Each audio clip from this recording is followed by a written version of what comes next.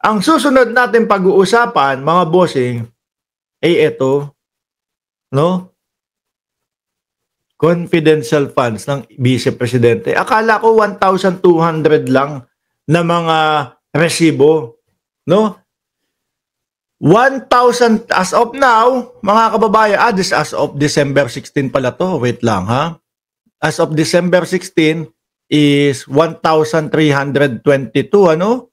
OBP funds recipients has no birth certificate or no birth record. Oh. Mag-aano lang tayo. Kumbaga, ano tawag doon? I-discuss lang ulit natin to dahil papalapit na yung impeachment, mga kababayan.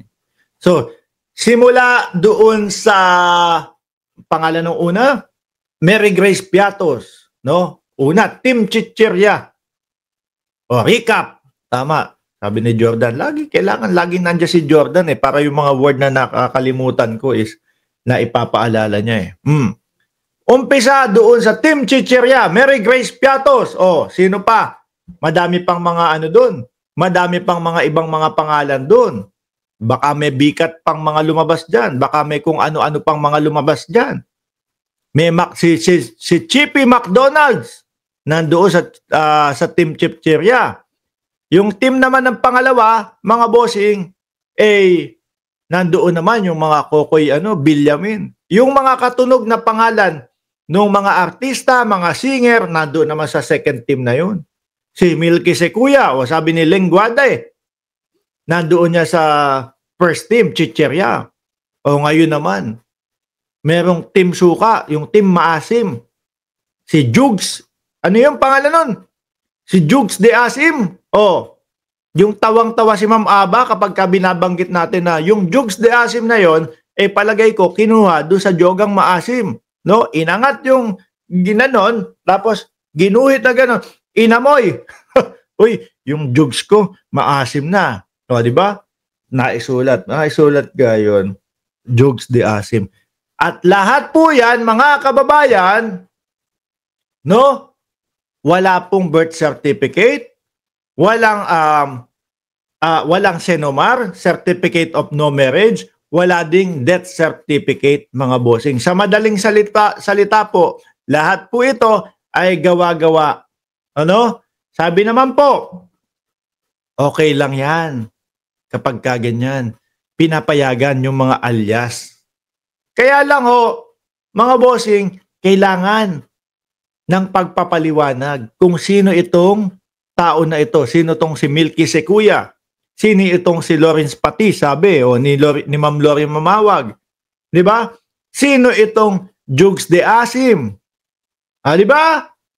Kaso wala din hong ipinapakita ang opisina ng Vice Presidente, mga kababayan. Paano na lang ho yun? At sila po yung may lakas ng loob na magsabi na itong administrasyon ni Bongbong Marcos, wala daw pong transparency. Biruin nyo yun. Itong gobyerno na to, walang transparency. Samantalang mga kababayan, yung mga itinatanong sa kanila na ganyan, iniiwasan po nila na sagutin. Kaya nga po naging super stress ang ating Vice Presidente. Kasi ang daming nabubuko, no? Na hindi nila maipaliwanag. Kaya ayun, nung nakulong si Zulaika doon sa loob ng Congress,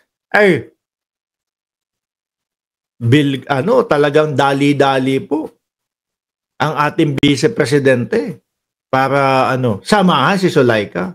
At doon na nga po lumabas, mga kababayan, yung nag-tweet. Tama ba sa Twitter binanggit yun ni Montulpo na yung si Zulaika at si Vice Presidente kumbaga, may relasyon daw. Sabi po yun ni Montulpo. Kung patawag man ninyo ako dyan sa Senado o sa Kongreso, dadalhin po namin yung ebidensya na kung saan itinweet ni Tulpo o sa FB post na doon po namin kinuha. No? Kaya nabanggit namin.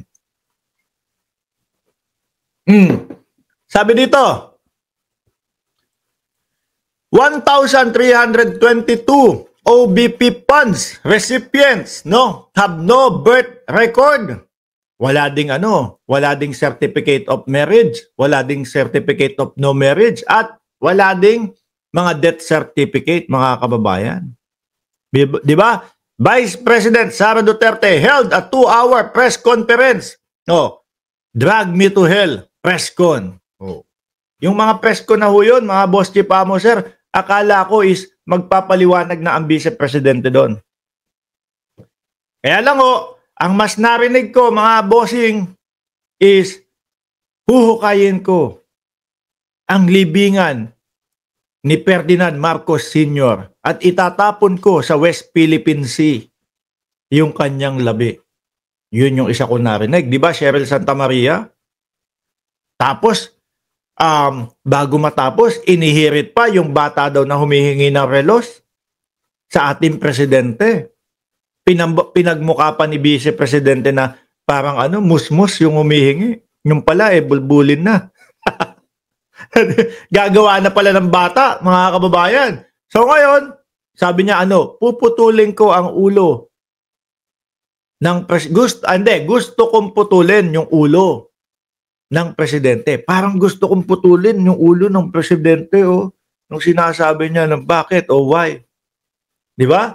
At doon ko na-realize, mga kababayan, simula doon sa press conference na yon, may 2 linggo makalipas, yung sumunod na press conference ay pagpapapatay pa din sa Pangulo ang nababanggit ng ating Vice Presidente. Kaya sabi ko, talagang siguro iniisip na nila yun, na bawian ng buhay ang presidente.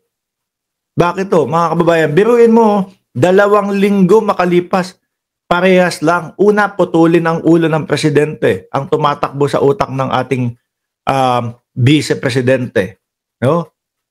Pagkatapos ng 2 linggo, may inutusan na ako, pag may nangyari sa akin, huwag tigilan patayin si Bongbong Marcos, si Lisa Araneta Marcos, at si House Speaker Martin Romualdez. Samantalang mga bossing, magtataka ka, bakit naman umabot sa ganun ang Vice Presidente? Samantalang pinagpapaliwanag lang naman. Pinagpapaliwanag lang sila doon sa mga resibong isinabmit nila sa confidential funds. Di ba, Peter Hain? Grabe. Kasi po ganyan kapag ka naiipit, nai-stress, mga kababayan, at sa iba na pupunta, sinusubukan nila, mga bossing, na maresolba yung kanilang problema sa pamamagitan ng ibang pamamaraan. Nako, isa lang po ang sagot dyan sa problema ninyo. Bakit? Rumekta kayo doon sa mismong sagot sa inyong problema.